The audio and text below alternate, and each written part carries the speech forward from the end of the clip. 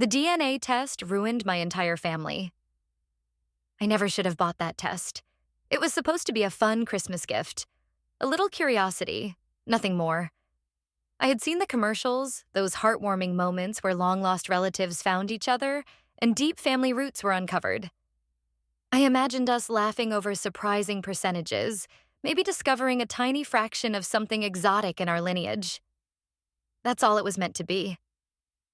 But the moment my results loaded on my screen, my stomach twisted. At first glance, everything seemed normal.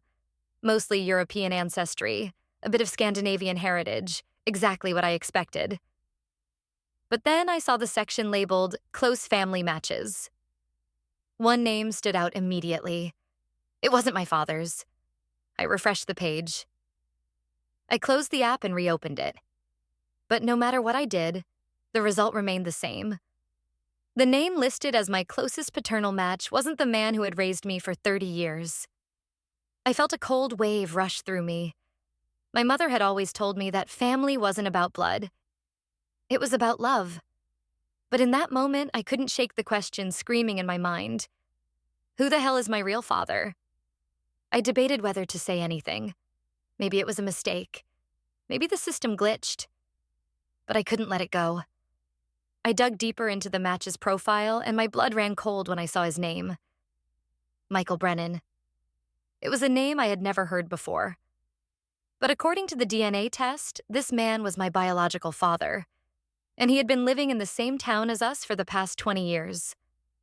I stared at the name on my screen, my heart pounding so hard it drowned out every other thought. Michael Brennan, a stranger, a man I had never heard of. Yet, according to this test, he was my biological father. I forced myself to breathe. Maybe it was a mistake. Maybe it was some distant cousin or a weird anomaly in the data. But deep down, I knew better. I clicked on his profile. He lived less than 10 miles from me. That was when I knew I couldn't ignore this.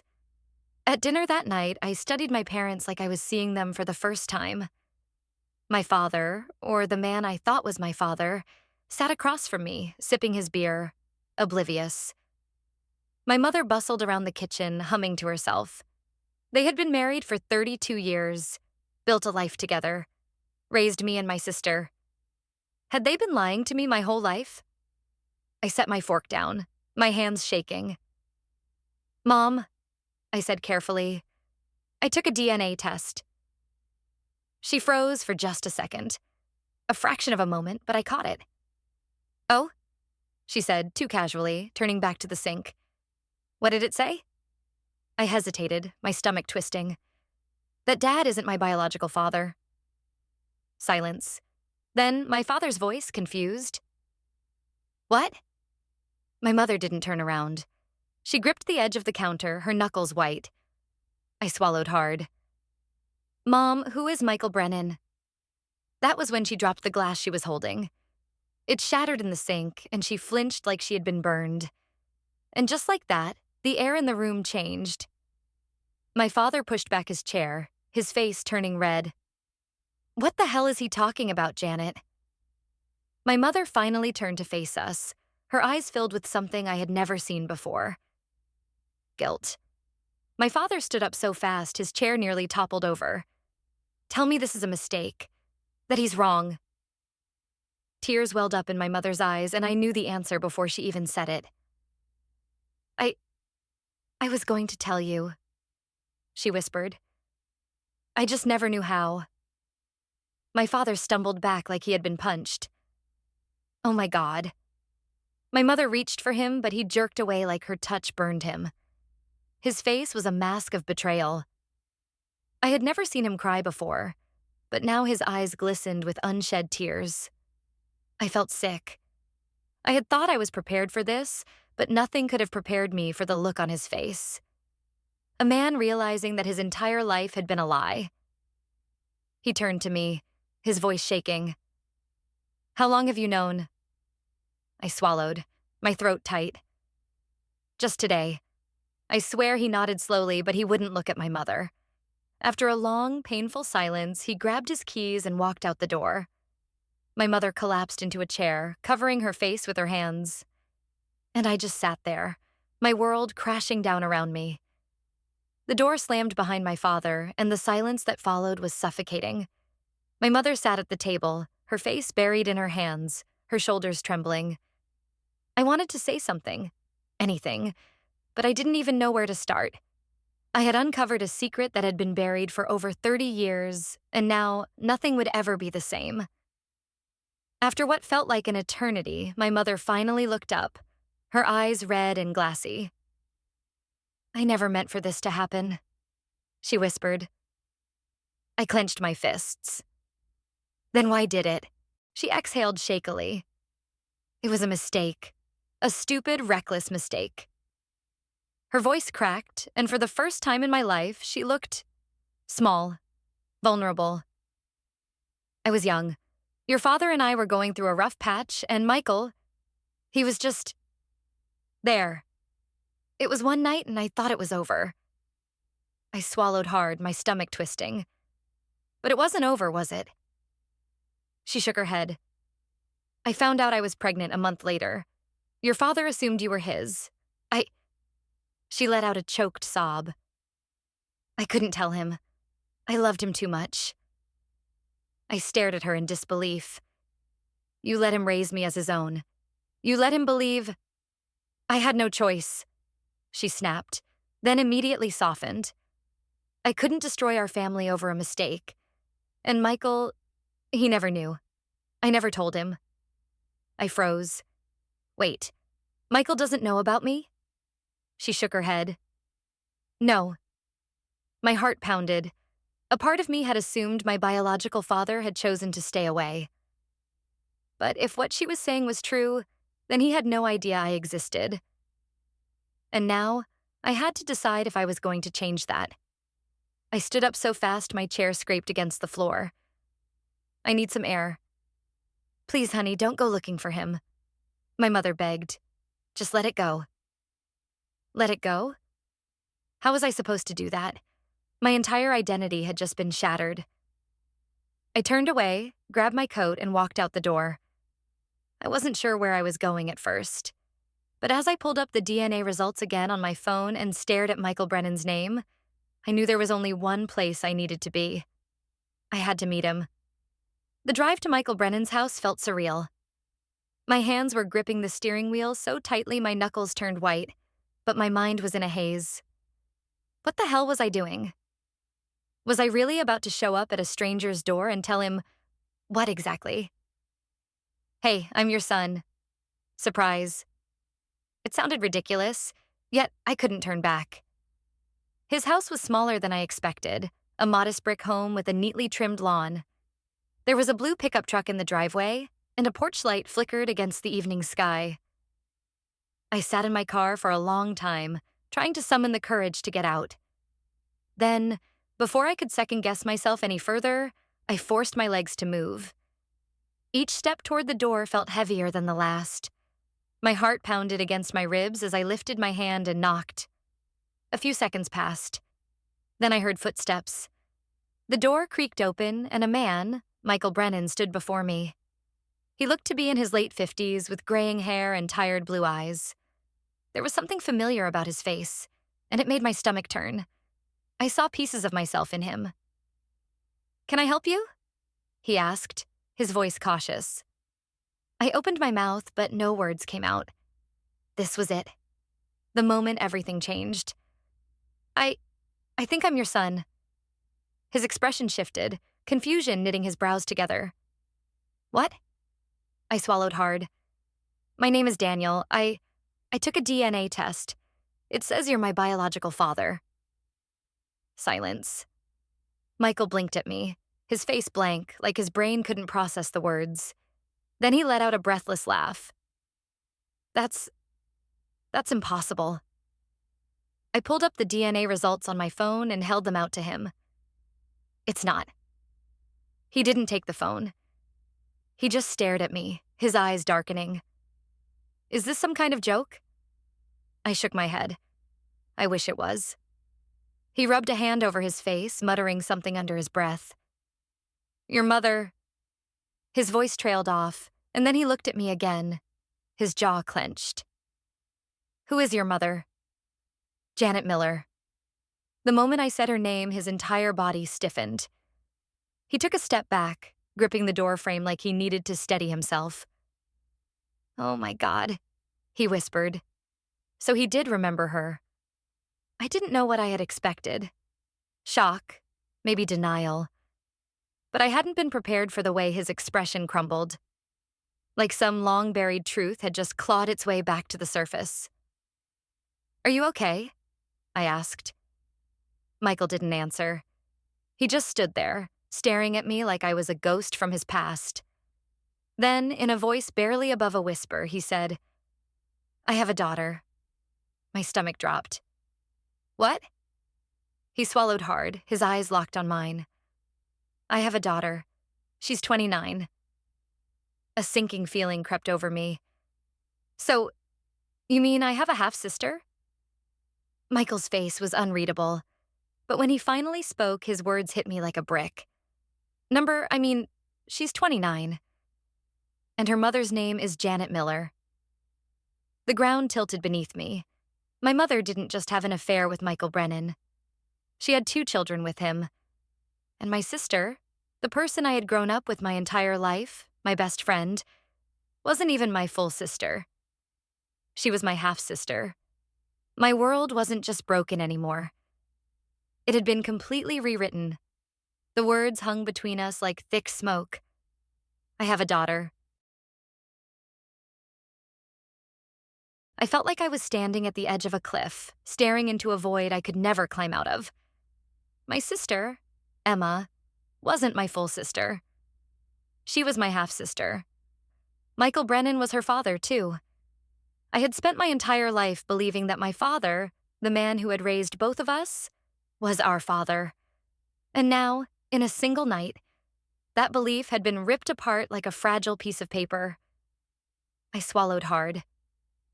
"Are you sure?" Michael let out a breath that sounded more like a broken laugh. God, I don't know. But if she had an affair with me and we..." He stopped, running a hand through his graying hair. "If you're mine, then it's possible." Possible. I felt sick. I had come here expecting answers, but now I had even more questions. "I have to talk to her," I muttered. I turned, ready to leave, but Michael's voice stopped me. "Wait." I turned back. His eyes, filled with a mix of guilt and shock, met mine. "I didn't know," he said quietly. "About you. About either of you." I believed him, but it didn't make the truth hurt any less. Without another word, I turned and walked away. I drove home in a daze, my mind spinning. My mother had lied. Not just to my father, not just to me, but to Emma too. I needed to talk to her. I pulled into the driveway and sat in my car for a long moment, gripping the steering wheel. Inside, the house was dark. My father still hadn't come home. My mother was probably upstairs, pretending this wasn't happening. I walked through the front door, my heart pounding. "Emma?" I called out. A few seconds later, she appeared at the top of the stairs, rubbing her eyes. "Dude, it's late. What's going on?" I stared at her, my sister, my best friend, and felt my throat tighten. How was I supposed to tell her? She frowned. "Danny, you're freaking me out." I swallowed the lump in my throat. "We need to talk." She sighed and walked down the stairs. "Okay? About what?" I hesitated for only a moment before saying the words that would change everything. I took a DNA test. Her expression shifted. "Yeah? So?" I exhaled shakily. "It turns out Dad isn't my biological father." Emma froze. The color drained from her face. "Wait, what?" I nodded, my hands shaking. "And I just met my real father." She stared at me, unblinking. "Who is he?" I swallowed hard. "Michael Brennan." The second I said his name, something flickered in her eyes, something like recognition. My stomach twisted. "Emma? Have you heard that name before?" She didn't answer at first. Then, in a barely audible voice, she said, I I don't know. But I could see it. The doubt. The uncertainty. I took a deep breath, my voice barely a whisper. Emma, what if he's your father, too? Silence. She just stared at me, her lips parted, her eyes wide. Then, in a voice so small I barely heard it, she whispered, "Oh my God." Emma just stood there, her breath shallow, her eyes darting between mine. "What the hell are you saying?" she whispered. I hesitated, but there was no easy way to soften it. "Emma, Mom had an affair with Michael Brennan. He's my father, and if she was with him around the same time she got pregnant with you?" She shook her head, stepping back like I had physically struck her. No way." "I know it sounds insane, but think about it," I said, my voice urgent. "Mom never told Dad the truth about me. What if she never told him the truth about you either?" Emma ran a hand through her hair, gripping it like she was trying to stop herself from unraveling. That doesn't make sense. We look like Dad." I opened my mouth, then shut it. Did we? Or had we just convinced ourselves we did? "Emma," I said cautiously, "there's one way to know for sure." She looked at me wide-eyed. "A DNA test." I nodded. She paced the room, her breathing uneven. "No, this is ridiculous. She couldn't have lied about something like this. And why would she do it twice?" I had no answer. "Let's ask her," she said suddenly, turning toward the stairs. I grabbed her arm. "Wait." She wrenched away from me. "No, Danny, I'm not going to sit here and let you tell me that my entire life is a lie. If you're wrong..." I took a deep breath. "And if I'm right?" She stopped, her jaw clenched. She didn't want to consider it. I didn't either. But now the doubt was there. And once it was, there was no getting rid of it. Slowly, she sat down on the couch, her arms wrapped around herself. "I need time to think." I nodded. "I get it." She looked up at me, eyes filled with something I wasn't used to seeing. Fear. "What if it's true?" she whispered. I didn't have an answer for that either. We didn't tell our mother that night. Neither of us were ready. But the next day, Emma ordered a DNA test. And when the results came in a week later, everything we feared became real. Emma wasn't my full sister. She wasn't our father's daughter either. Michael Brennan was her biological father too.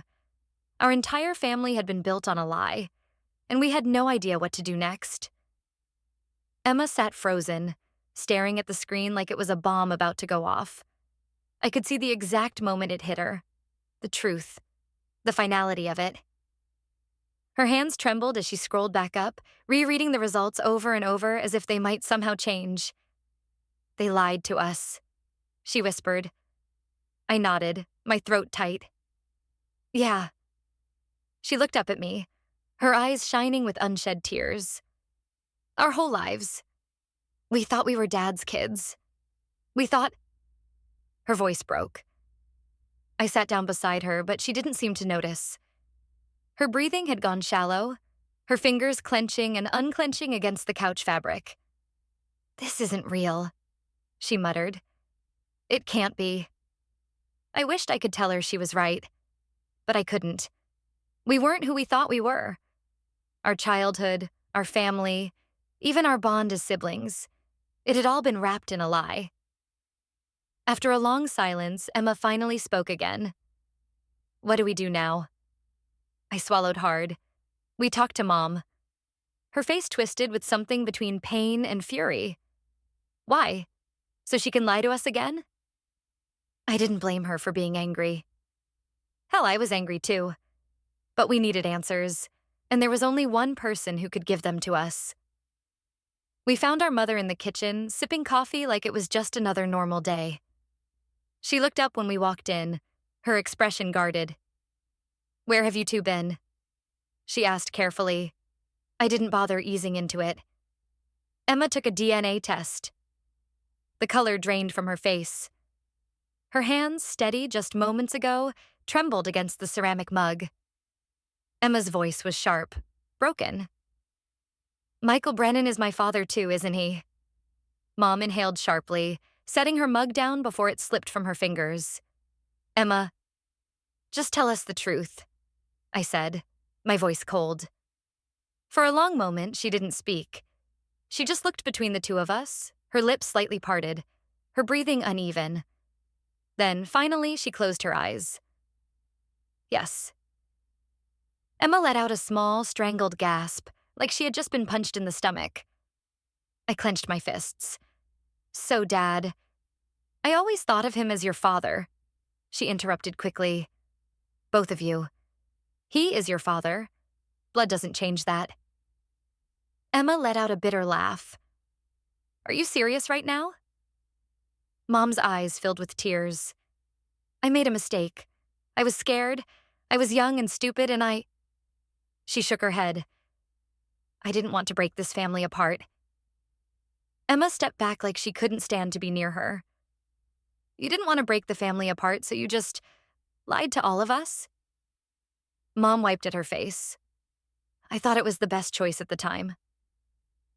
I felt sick.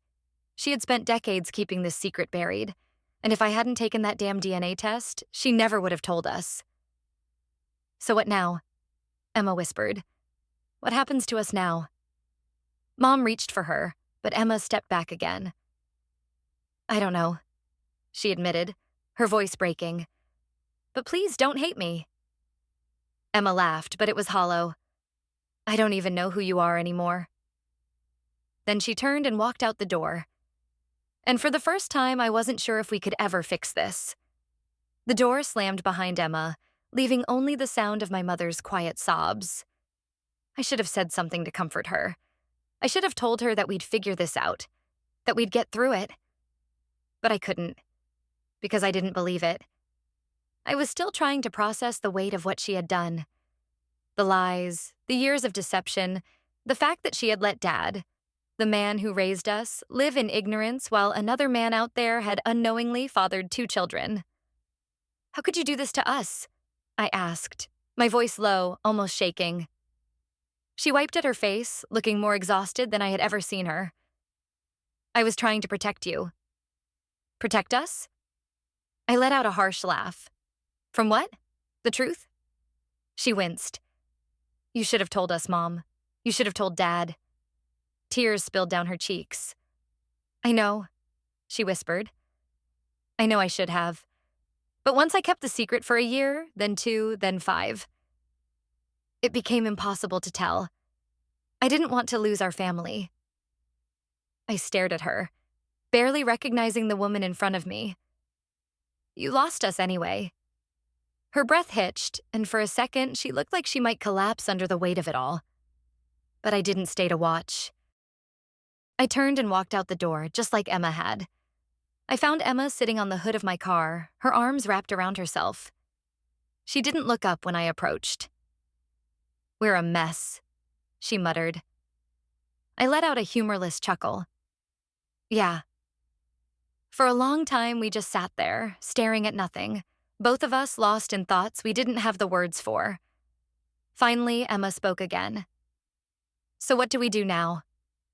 I exhaled slowly. I don't know. She turned to me then, her eyes filled with something fragile. Do you think Dad will ever forgive her? I thought about the man who had raised us, the man who had spent his whole life believing we were his, the man who had walked out of that house because he couldn't bear the truth. I don't know, I admitted. But even if he does, things will never be the same. Emma nodded, swallowing hard. And Michael? The thought of him made my stomach twist. I don't know if he even wants us in his life. She bit her lip. Do you? I hesitated. Did I? Michael Brennan was a stranger to us, a man who had unknowingly fathered 2 kids but never been there for a single moment of our lives. But that wasn't his fault, was it? I think I need to talk to him again, I finally said. See what kind of person he is. Emma nodded slowly, considering my words. Then I'm coming with you. I looked at her, surprised. You sure? She let out a breath. I don't know, but I think I need to find out. I reached over, squeezed her hand. And for the first time since this nightmare started, I realized something. No matter what happened next, no matter what truth we uncovered, we still had each other. And that had to count for something. The next morning, Emma and I stood outside Michael Brennan's house again. It felt different this time. The first time I knocked on this door, I had been searching for answers about myself. Now, Emma was in this just as much as I was. We exchanged a glance. Neither of us said it, but we both knew. Whatever happened next would change everything. I took a deep breath and knocked. A few moments later, the door creaked open. Michael stood there, looking just as wary as the first time, but this time his eyes flickered to Emma and something in his expression shifted. Curiosity? Confusion? "Daniel," he said cautiously. Then he turned to Emma. And Emma swallowed hard. "Emma," she said, barely above a whisper. Michael frowned, glancing between us.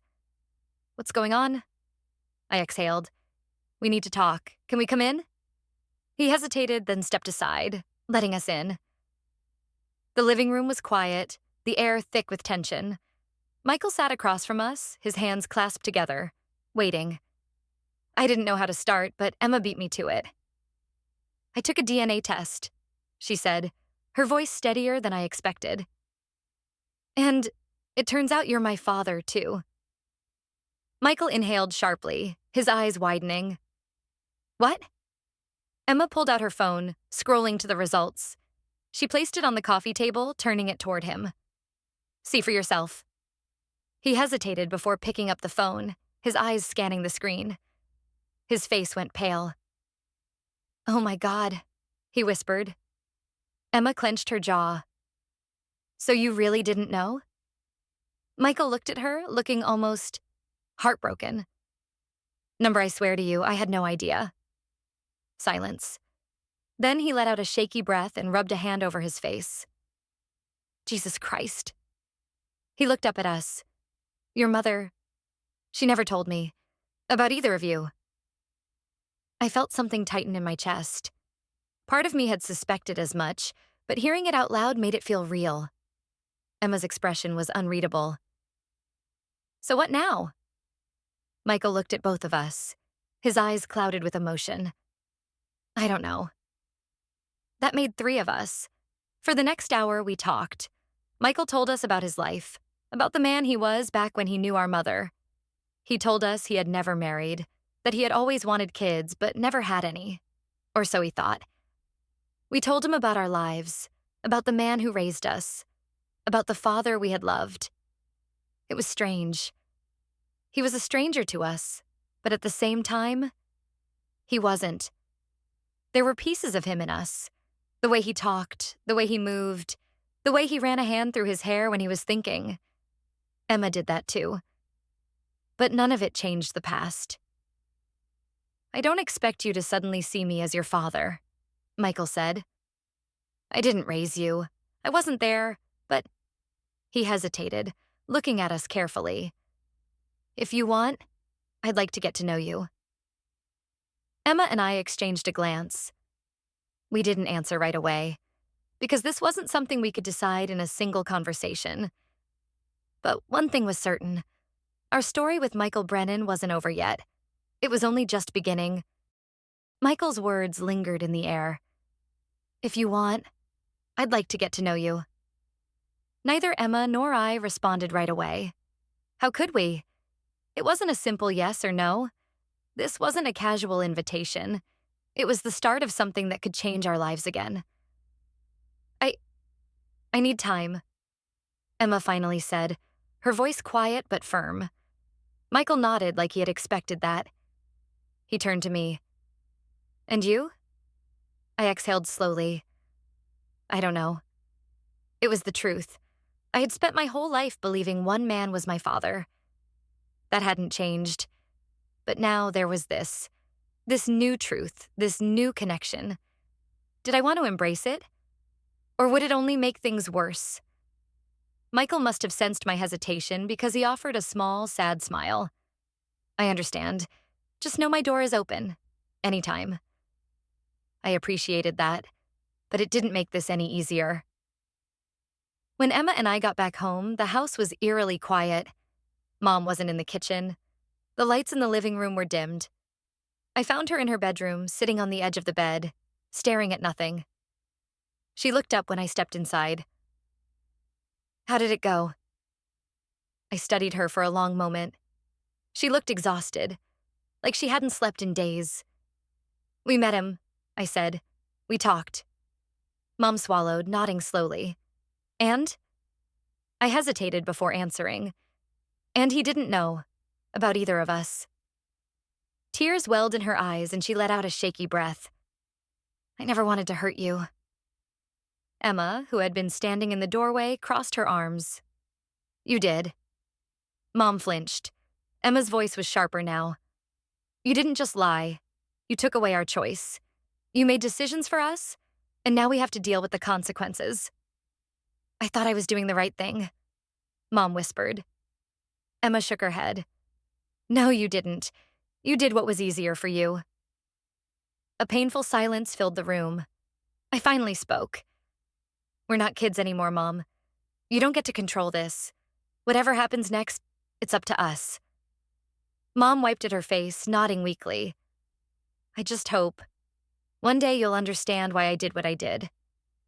Emma let out a bitter laugh. "I hope I don't." Then she turned and walked away. And I wasn't sure if things between us would ever be the same. That night, I lay in bed staring at the ceiling, my mind restless. So much had changed in such a short time. I had two fathers, one who raised me and one who didn't even know I existed. I had a sister who was hurting just as much as I was, and a mother who had betrayed us in ways I wasn't sure we could ever forgive. And Michael Brennan. I didn't know what role he would play in my life yet, but for some reason, I had a feeling this wasn't the end of our story. It was just the beginning.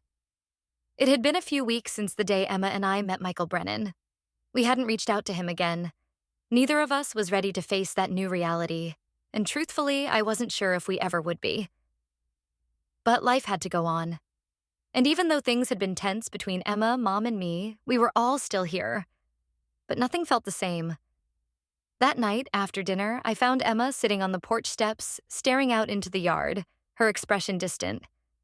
I sat down beside her, careful not to say anything at first. Eventually, she spoke, her voice low. "Do you ever think we're just stuck in a loop?" I raised an eyebrow. "What do you mean?" She shrugged, her hands wrapped around her knees. "Like, everything we've known is one huge lie. We can't change that. But we can't move forward either. We just keep going in circles, trying to figure out who we are now." I didn't have an answer for that. Instead, I just sat next to her, letting the silence stretch. She was right, in a way. We didn't know where we fit anymore. A part of me wanted to forgive Mom, to move on, to let the anger go. But every time I looked at her, I felt that gnawing resentment. "Do you think we'll ever talk to him again?" Emma asked suddenly. I exhaled slowly, thinking it over. "I don't know. Maybe. But I don't think we can just jump into a relationship with him. It's not going to fix anything." Emma nodded, a soft sigh escaping her lips. "It's not just him, though. It's everything. The past, the lies, Mom, us." I could hear the pain in her voice. I felt it too. "Do you think Dad will ever forgive her?" she asked quietly. I ran my fingers through my hair, the thought of Dad still raw. "I don't know. I really don't." We both fell silent again, as if the weight of the question was too much to bear. Then Emma turned to me, her eyes searching mine. "Do you think we'll ever be okay again?" I thought about it. Could we? Could we really just move past everything? "I don't know," I whispered. "But we'll figure it out. We have to." She nodded, her gaze turning back to the yard. "I just don't want to be stuck forever. Not like this." Neither did I. A week later, I received a text from Michael. "I know this has been hard, and I understand if you're not ready, but I wanted to let you know I'm here. I'm not going anywhere. Take your time. But when you're ready, I'd like to meet up again. I stared at the message for a long time, unsure of what to do. And then something inside me shifted. Maybe it was the realization that we couldn't avoid this forever. Maybe it was the fact that we needed answers. All of us. I glanced at Emma, who was in the living room watching TV. She looked up as I walked in, the question already in her eyes. "I think it's time," I said quietly. She raised an eyebrow. "Time for what?" "To talk to him, to see where this goes." Emma studied me for a moment before nodding. "Okay, but we're doing this together. All of us." I smiled softly, relieved to know we were on the same page. Maybe we didn't have all the answers. Maybe we would never have all the answers. But we were taking steps toward something, and that had to count for something. When we arrived at Michael's house, my heart was pounding. I had no idea what would happen next, but there was a part of me that knew this was the right thing to do. Michael opened the door before I even knocked, as if he'd been waiting. "You came," he said with a small smile, stepping aside to let us in. "Yeah," I said. "We're here." We sat in the same living room we'd been in weeks ago, but this time it was different. There was no tension hanging in the air, at least not as much. "I want to start fresh," I said after a long silence. "No more secrets, no more lies, just the truth. Whatever that is." Michael nodded, his eyes softening. "I can't promise it will be easy, but I'll do my best. I'm not asking you to call me Dad. I just want to be a part of your lives, if you'll let me." Emma and I exchanged a glance, and this time, something shifted. It wasn't a big thing, but it was enough. "We'll see where it goes," I said. And for the first time in a long time, it felt like there was hope. It had been 2 months since we made the decision to see Michael again.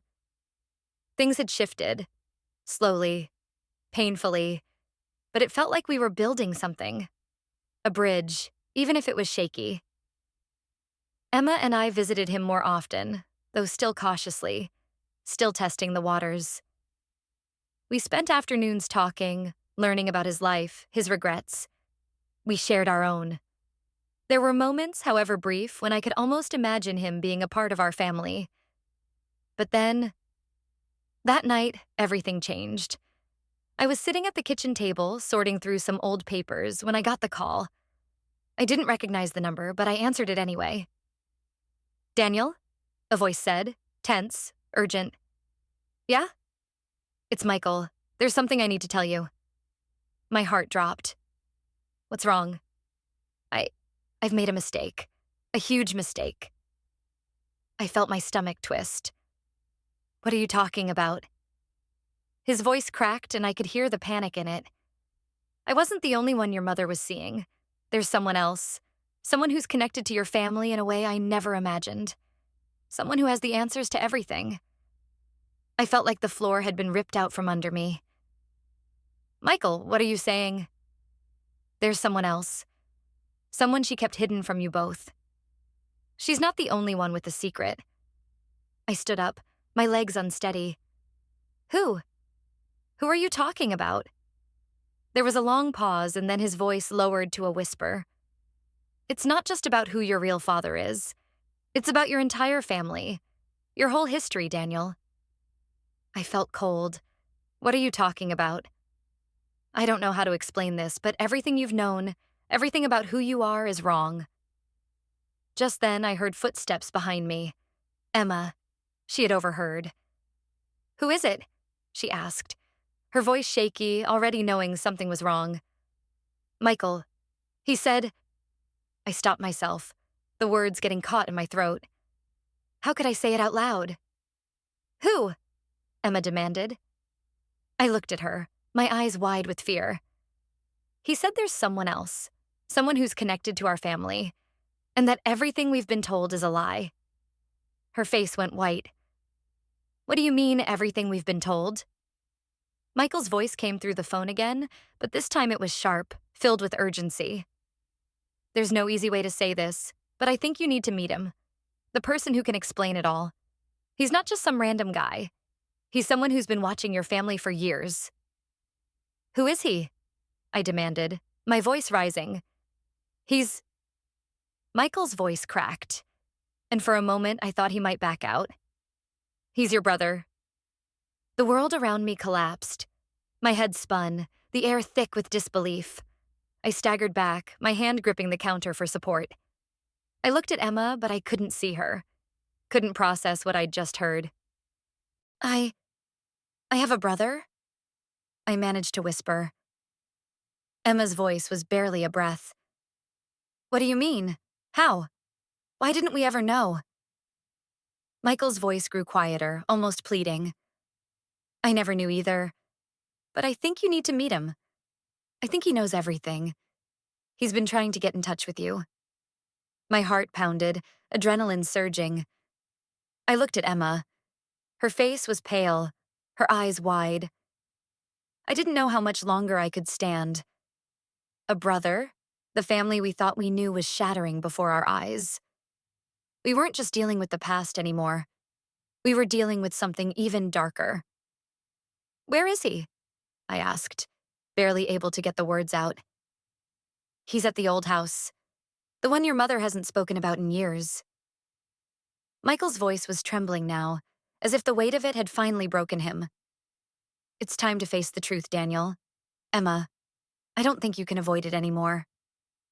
I hung up the phone, my hands shaking. Emma grabbed my arm. What do we do now? I don't know, I whispered. But in that moment, we both knew the truth. There was no going back.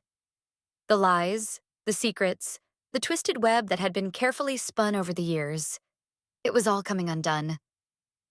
And when we walked into that old house, there would be no more pretending. Because we weren't ready for the truth. But the truth was ready for us.